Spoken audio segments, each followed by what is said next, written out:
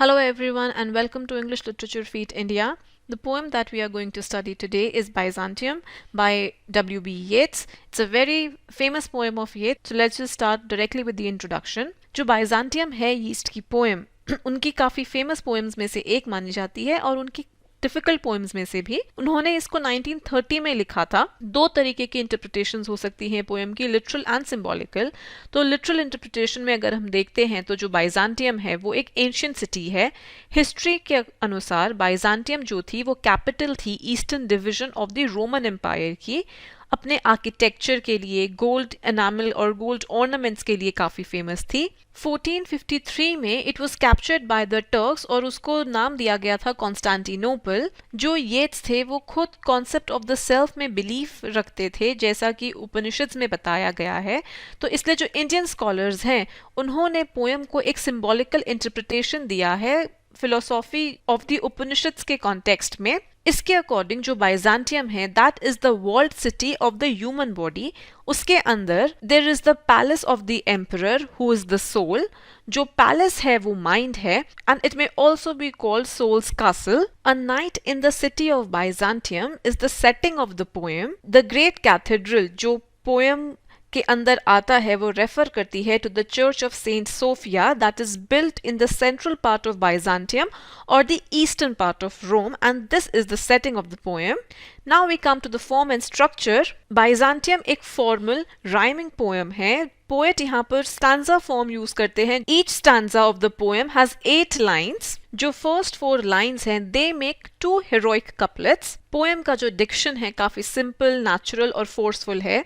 Majority of the words जो यहाँ पर हैं वो रेफर करते हैं डेथ को या फिर things related to death. Style जो है काफी ग्रेव और थॉटफुल है but is highly imaginative. Now we come to the poem stanza 1। Byzantium का फर्स्ट स्टैंजा प्रेजेंट करता है उस जगह का नाइट व्यू जैसे रात होती है तो जो अनपर्ज्ड इमेजेस या फिर ह्यूमन एक्टिविटी है वो कम होने लगती है, रिसीड होने लगती है। जो ड्रंकन सोल्जर्स हैं एम्परर्स के वो सोने चले गए हैं। By the time the sound of the gong of the great cathedral यानी कि the church of Saint Sophia जो कि बाइजांटीन का सेंटर है जैसा कि मैंने बताया था इंट्रोडक्शन में, उसकी आवाज आती है। तो even the sounds of the night and the songs of the night walkers यानी कि प्रोस्टिट्यूट्स को रेफर करता है वो फेड होने लगती है। Night walkers can be prostitutes and can be the normal people rushing towards their home perhaps।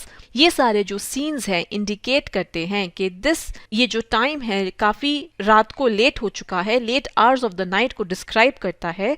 जो ड्रंकन सोल्जर्स और नाइट वॉकर्स हैं वो इंडिकेट करते हैं पोएट का disappointment over the degrading cultural and social values जो कि वो अपनी काफी पोएम्स में एड्रेस करते हैं। फर्दर जो सेकेंड पार्ट है स्टैंजा का वो कमेंट करता है ह्यूमन लाइफ की इनसिग्निफिकेंस के ऊपर।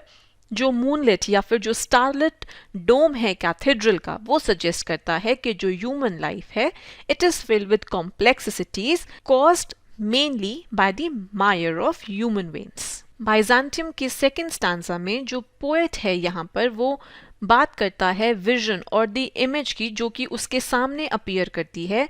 ही वंडर्स के वो मैन है या फिर शेड है, shade more then man, more image then a shade. तो ही इज कंफ्यूज्ड कि वो एक्चुअली में है क्या। तो जैसे वो आगे फर्दर देखता है वो रियलाइज करता है to be a shade more than a man and image more than a shade. जो वर्ब फ्लोट है इट मेक्स इट क्लियर कि जो इमेज है वो मूव नहीं कर रही but it is simply carried away by the wind, confirming कि या तो वो कोई घोस्ट है या कोई स्पिरिट है। For Hades bobbin the dead people wound in mummy cloth they take the winding path to reach him. जो नेक्स्ट लाइन है they describe them to be with no moisture और ब्रेथ एंड ड्राई माउथ। तो ये यहाँ पर use करते हैं mummy cloth as a symbol human experiences के लिए और periods of ageing and death के लिए। जो क्लॉथ है दैट इज वाउंड अराउंड, जो the cloth that is wound around वो इंडिकेट करता है the complexities of life a soul carries around after death to be unwounded before entering the after life. Poet address करता है उन dead लोगों को as super human, because ये जो लोग हैं now they are free from ये जो अर्थली कर्व्स होते हैं उनसे अब वो मुक्त हो चुके हैं। जो लोग अर्थ पे धरती पर अभी भी जिंदा हैं उनको लगेगा शायद कि this is an end of life, but अगर उसको स्पिरिचुअल पर्सपेक्टिव से देखें तो जो डेथ है that is actually the beginning of a new life. यहाँ पर जब वो मी यूज करते हैं इस स्टैंजा के अंदर तो it gives this more personal and subjectivity to the poem. Third stanza में पोएट सीज समथिंग जो कि एक मिरेकल की तरह लगता है। उसको गोल्डन बर्ड दिखता है कोई, या फिर बर्ड का कोई स्कल्पचर जो कि प्लेस किया गया है ऑन द स्टारलेट गोल्डन बो, वो कुछ दिखता है। जो पोएट है यहाँ पर वो रेफर करता है to the art and the architectural beauty जिसके लिए बाइजेंटाइन फेमस है। वो उसको एक मिरेकल बुलाता है because it was more than a bird or a handiwork. It seems to be crowing like the cocks of Hades, the city of the dead and ghosts. अपनी पूरी glory में of changeless metal, the state of immortality, it scorns those birds of petals as in the mortal ones. जो ये bird image यहाँ पर है, it serves as a paradox on the immortality gained by the human handiwork. It becomes something जो कि immune है impurities के या फिर जो aging of human experience है उसके। art जो कि man made है, that becomes something that gives reason to human existence. तो यहाँ पर जो बर्ड है that is made up of gold जो कि प्योरेस्ट सब्सटेंस है, एंड वो डिमॉन्स्ट्रेट करता है कि जो बर्ड है वो एक प्योरिफाइड सोल है। बर्ड को यहाँ पर यूज किया गया है as a symbol of purified souls and is given a divine shape by the great artisans of heaven. तो ये जो बर्ड है ये स्पिरिचुअल है and this bird is casting away the material impurities. जो फोर्थ स्टैंजा है poem का वो बताता है कि पोएट ने आधी रात को सिटी के अंदर क्या देखा।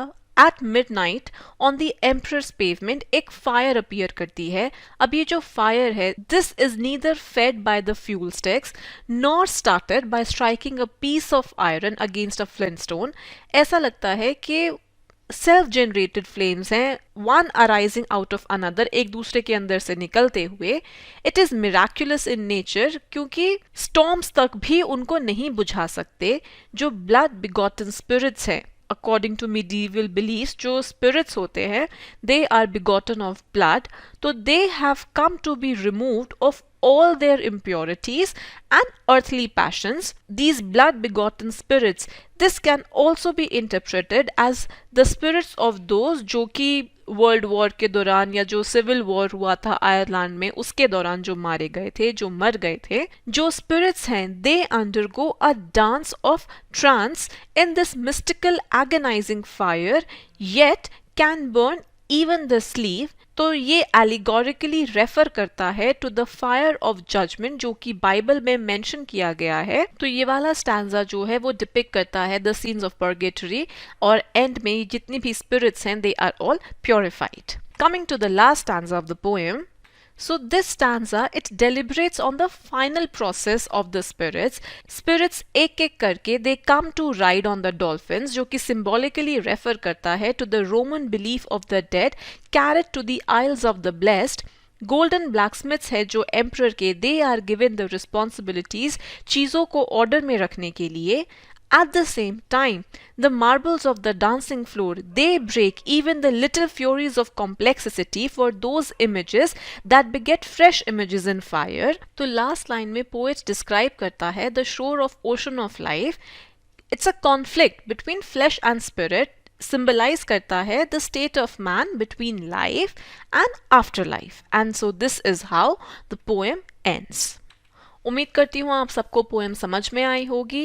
If you are new to my channel please do not forget to subscribe, please like and comment on the video. You can also follow me on my Instagram. Thank you.